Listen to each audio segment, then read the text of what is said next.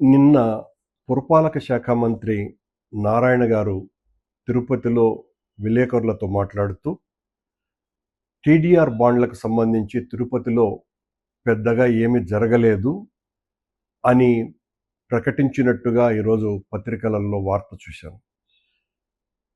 ఆయన మళ్ళీ దానికి భిన్నంగా మాట్లాడినా నాకు అభ్యంతరం లేదు.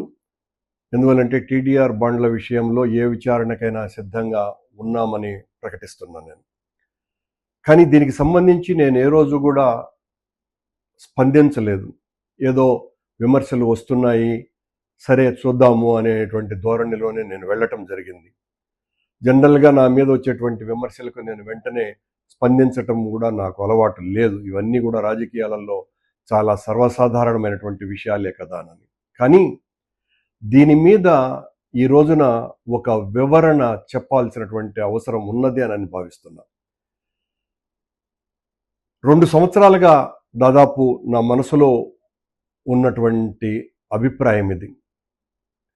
గతంలో నేను సీఎంఓలో ఉన్నటువంటి ఒక సీనియర్ అధికారితో కూడా నేను మాట్లాడడం జరిగింది.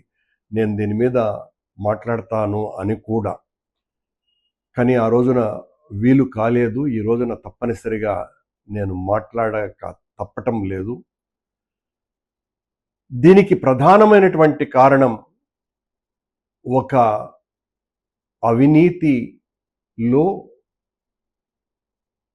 అనకొండ లాంటి ఒక అధికారిని, రాష్ట్రంలో ఉన్నటువంటి మంత్రులనందరినీ కూడా పూచిక పుల్లల్లాగా చూసేటువంటి అధికారిని, మరి తన శాఖకు ఇన్ఛార్జిగా ఉండేటువంటి మంత్రులనైతే లెక్క కూడా చేయనటువంటి అధికారిని,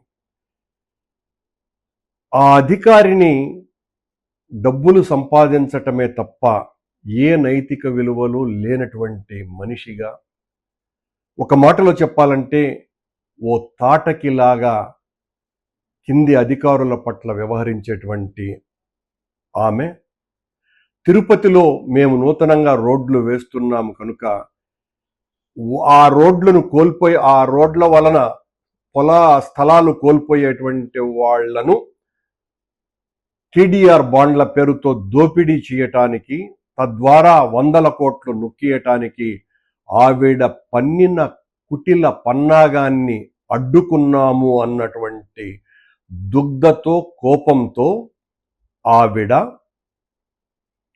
తెలుగుదేశం పార్టీకి సంబంధించిన మా పక్క జిల్లా నేతలకు ఈ విషయాన్ని చెప్పి, ఏం మాట్లాడినా చెల్లుతుంది కాబట్టి 2,000 కోట్ల రూపాయలు అవినీతి జరిగిందేనని ఆ రోజు నుంచి ఈ రోజు వరకు కూడా మా మీద ఎంత ప్రచారం చేశారో అందరికీ కూడా తెలుసు. ఇప్పుడు మళ్ళీ చెప్తున్నాను, నేను ఏ విచారణకైనా సిద్ధమే. 1 రూపాయి అవినీతి మేము చేసి ఉండినా మేము దేనికైనా కూడా ఆ శిక్షకు బద్దులమై ఉంటామనని. కానీ ఈ అవినీతి అధికారిని గత 30-35 సంవత్సరాలుగా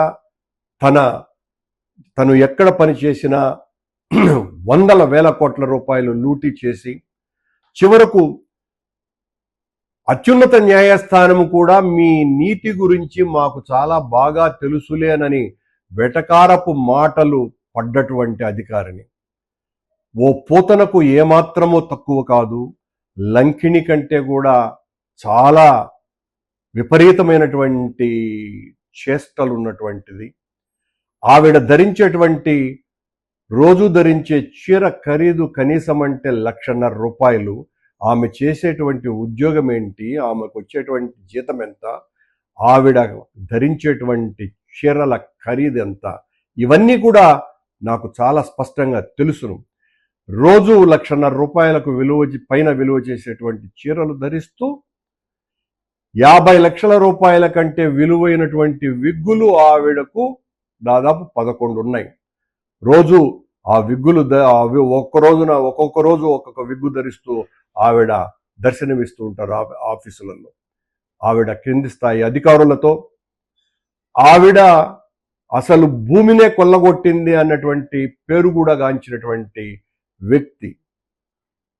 ఆవిడ ఒక విలువలతో జీవితమంతా ఉద్యమాలతో పోరాటాలతో రాజకీయాలు చేసినటువంటి నా మీద కక్షగట్టి ఇక్కడ తిరుపతిలో గతించిన ఓ తెలుగుదేశం నాయకుడితో విపరీతంగా అంటగాగినటువంటి ఆవిడ నేను ఈ ఘోరాన్ని చూడలేక అడ్డుకట్ట వేశానని నా మీద తెలుగుదేశం వాళ్లను ఉసిగొల్పి 2,000 కోట్ల రూపాయల అవినీతి జరిగింది అని ప్రచారం చేయటానికి ఈ ఆధునిక రజియా సుల్తాన్ అనే కారణమని చెప్తున్నా. నేను చెబుతూనే ఒక మాట చెప్తున్నా, ఇప్పటికీ కూడా నేను ఏ విచారణకైనా మేము సిద్ధమే. ఒక్క చిన్న తప్పు కూడా జరగలేదు. తిరుపతిలో రాష్ట్రంలోనే ఎక్కడా లేనంతగా అత్యద్భుతంగా దాదాపు 21 మాస్టర్ ప్లాన్ రోడ్డులను వేసినాం. ఈ రోజున తిరుపతిలో ట్రాఫిక్ రద్దీని కేవలం ఆ 5 ఏళ్ల పరిపాలనలో మా వలన దాదాపు 70% పైగా తగ్గించగలిగినాము అంటే మా నాయకుడు జగన్మోహన్ రెడ్డి గారు నాకు ఇచ్చినటువంటి పూర్తి స్వేచ్ఛ కారణంగా నేను ఆ పని చేయగలిగిన. కానీ ఇలాంటి నీచపు ఆలోచనలు ఉండేటువంటి అధికారుల వలన సమస్యలు వస్తాయి, భరిస్తాం. రాజకీయాలలో ఇవన్నీ కూడా చాలా సహజమని, కానీ మనసులో ఉన్నటువంటి ఈ బాధను ఈ రోజున వ్యక్తీకరించక తప్పని పరిస్థితి. ఇలాంటి కొద్దిమంది, అందరూ కానే కాదు సుమా, కొద్దిమంది ఉద్యోగాలలో చేరి రాష్ట్రమంతా కూడా లూటీ చేద్దాము అనుకునేటువంటి అధికారులతో రాజకీయ నాయకులు కూడా చాలా జాగ్రత్తగా ఉండాల్సిన అవసరం ఉంది అనే విషయాన్ని తెలియజేస్తుంది.